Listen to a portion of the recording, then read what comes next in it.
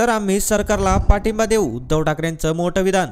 शेतकऱ्यांचे विषय गंभीर आहे, अवकाळी पावसाचा विषय आहे, यासाठी घोषणा तुडुंब होत आहेत, पण प्रत्यक्षात काहीच देत नाही। अधिवेशन असले की घोषणा करा असे नसते। एवढेच नव्हे तर अधिवेशनाच्या आधी सुद्धा या सरकारने अनेक घोषणा केल्या, पण घोषणांचा पाऊस, घोषणांचा सुकाळ आणि अंमलबजावणीचा दुष्काळ असं चित्र आहे। मी मागे म्हटलं होतं की दुष्काळात 13वा महिना कशाला म्हणायचं, तर सरकारला म्हणा, अशा शब्दांत माजी मुख्यमंत्री उद्धव ठाकरे यांनी सरकारवर निशाणा साधलाय। राज्य विधिमंडळाच्या हिवाळी अधिवेशनाच्या तिसऱ्या आठवड्यात सोमवारपासून सुरुवात झाली।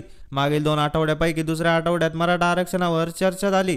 हाच मुद्दा हेरून माजी मुख्यमंत्री उद्धव ठाकरे यांच्यावर टीका केली आहे। मराठा समाजाला आरक्षण देत असाल आणि तेही कुणाच्या आरक्षणाला धक्का न लावता आरक्षण देत असाल तर आम्ही सरकारला पाठिंबा देऊ, असे मोठं विधान त्यांनी केलं। उद्धव ठाकरे म्हणाले की राज्यात आरक्षणाचा मुद्दा गाजत आहे। आम्ही याआधीच मराठा समाजाला पाठिंबा दिलेला आहे। सभागृहात चर्चा करण्यापेक्षा शपथ कुणी घेतली शिवाजी महाराजांच्या चरणाची। त्यांनी सांगायला पाहिजे की कोणत्याही समाजाचं एक सुद्धा आरक्षण कमी न करता मराठा समाजाला आरक्षण कसं देणार आहात, चर्चा कसली करतायत।